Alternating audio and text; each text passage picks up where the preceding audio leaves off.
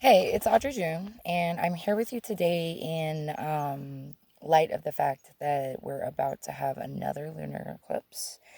And so this lunar eclipse is in Capricorn and it kind of ends a cycle.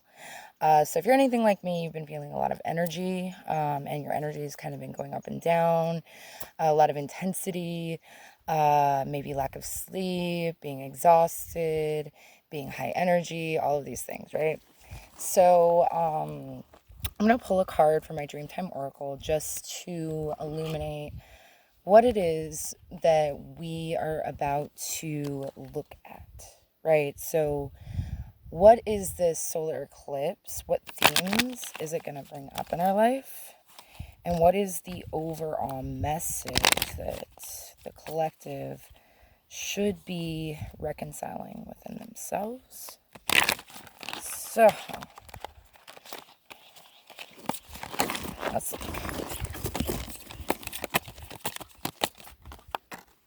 Okay.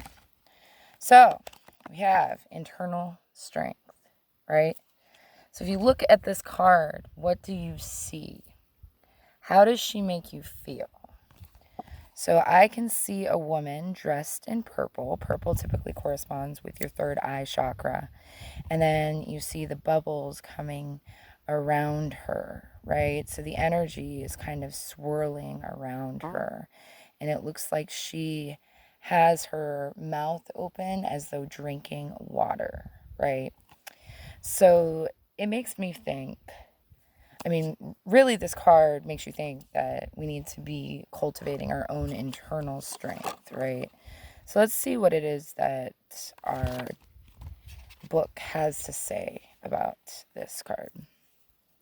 There was a baby wombat who often dawdled behind, always being distracted by one thing or another. One day, as usual, he was slowly meandering his way through the bush, not making much effort to keep up with his mum, when a strong wind came and blew down a massive tree which blocked his way and separated him from his mother. He cried for his mother, but all they could do was yell across the large expanse of the tree which separated them from each other. The little wombat was so determined that he began to dig. He was good at digging and knew this was the only way of getting to his mom. As fast as he would dig, big rocks would block his way. However, through his determination, he would just start digging in a different direction. For days he dug, still calling to his mother to make sure she hadn't left him.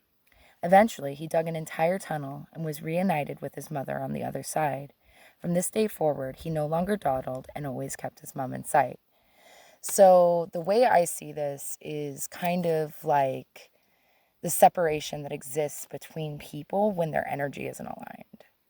So we aren't necessarily paying attention all of the time, and we get so caught in our own world that we are ending up dawdling like the baby wombat. And then as we're frantic, all of these other obstacles get in the way, right? So it's almost like the trials and tribulations within the hero's journey. So if we think about that, it's a time of reflection. It's a time for us to really stay still and see what it is that we need in our life, right? So, who are the people in our life that are important? And what's getting in the way? A lot of the time, it's us. Find your inner strength, believe in yourself, and work through the situation. Sometimes you do not realize how much power you have, and if you're not careful, you can end up destroying everything in your path. Look at alternatives around the issue. They are there if you look at it from other ways, right? So if we think about this energy and we think about the big problem at hand, right? So we're at a time of chaos within our country. What with the COVID and with the just all of the political polarization that's occurring and the fact that people are not necessarily listening to each other. So if we think about this metaphorically, this idea of internal strength, it's almost you need to look within yourself to find a better way of doing things. And as a collective, that's exactly what we're doing right now. This energy coming in is the end of a cycle, is the end of oppression, right? So it's our job to envision the world that we want to live in.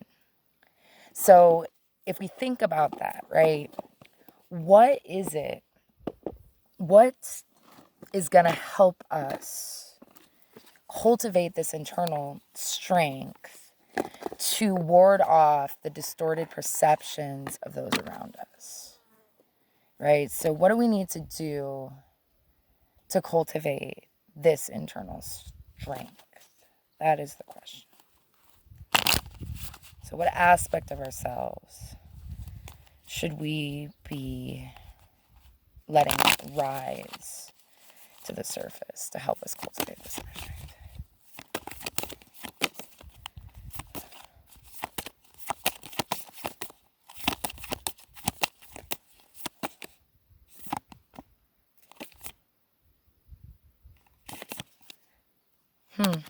Protection Guardian. We've gotten her before, right? The Protection Guardian is telling us to drop our shields. So basically, the only way for us to be able to talk to people and to be able to envision this new world that we want to live in, whether it's in our personal life or as a collective in our countries that we live in, is for us to stop assuming what other people think. To understand that we are safe in our own power. That any sort of distorted perceptions that they're experiencing don't necessarily have to impact us. That we are ultimately, once we get to a point of safety within ourselves, we no longer have to worry. And as long as you yourself are demonstrating that internal strength, nothing can hurt you, right? So I'm going to take this to a personal level. So during the process of ascension, a lot of the time there becomes a moment of misalignment, which causes disconnection, right? So the question that I have is, on a personal level, what aspect of self within ourselves is going to help us in those moments of weakness? So in those times where we feel disconnected and upset, we feel like the people around us aren't understanding us, or they're misperceiving us, maybe in ways that really harm our personal sense of self, what should we be focusing on in order to deflect, or not deflect so much as to integrate these messages that are kind of rooted in distorted perceptions? So how can we protect ourselves from getting hurt during this ascension process when it comes to the people in our lives that we love that aren't quite at the same level that we're at? Or we're not quite in the same aspect, like during that shadow integration periods. So how can we maintain our relationships in spite of distorted perceptions and perspectives, right? So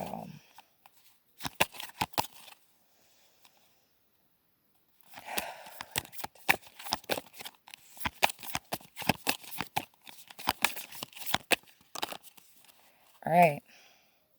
So we have the broken arrow, right? The broken arrow. Embrace the energy of peace. So with this one, I'm going to go into the book. Let go of the need to defend yourself and prepare to offer peace. You are safe. Just as the arrow card symbolizes defense and protection, the broken arrow card symbolizes peace. In many Native American traditions, a broken arrow would mean that tribes were no longer fighting one another, but were making alliances. When you see a broken arrow in a meditation, vision, dream, or reading, it is a message that you no longer need to fight because peace has arrived. This is a powerful symbol of harmony, serenity, and community. So when it comes to our loved ones, when we're feeling triggered, maybe we're feeling triggered by the way that they're reflecting our truth. Maybe we're in denial of an aspect of ourselves. But in these moments, what this card is saying is that what's meant to be can never be broken. The broken arrow signifies that there's no need to be defensive to the people that we love. We don't need to fight. We don't need to be in this constant chaos, this constant conflict. So we need to be able to maintain that peace within ourselves. If you have been exposed to a situation in which you have felt the need to protect yourself or defend what you feel is right, know that this is now coming to an end. With the arrival of the broken arrow, you are being guided to know that the energies of light are entering to wash away all the darkness. You can drop your shields and protection. You're now in a situation that will honor you and honor your needs. Arguments are ending and disagreements are being resolved. Prepare to talk things through and offer the peace that you would like to enjoy. In order to move forward in a more fearless way, it's important for you to let go of the idea that you can be hurt by the situation or the people involved, right? So it comes back to self. You need to shift your perception to understand that people are not out to get you. People who love you are not trying to hurt you. Any sort of pain that comes from that is rooted in misalignment and misperception and can easily be solved through open and honest communication. So is there anything else that we need to know about this eclipse and the integration process? High Priestess, right? So the High Priestess is divine number 2. She is the divine feminine. She is the keeper of secrets. She is the keeper of the divine essence. She is the master magician. She has a direct communion with the creator within her higher self, right? It says harness mystic power. So basically what this card is telling us is that you need to go within yourself and you need to ask your guides for help.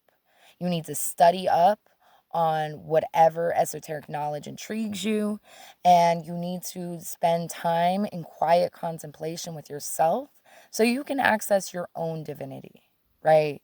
So the High Priestess here, as you can see, she has a black cat who is her protector. But ultimately, the High Priestess is about intuition.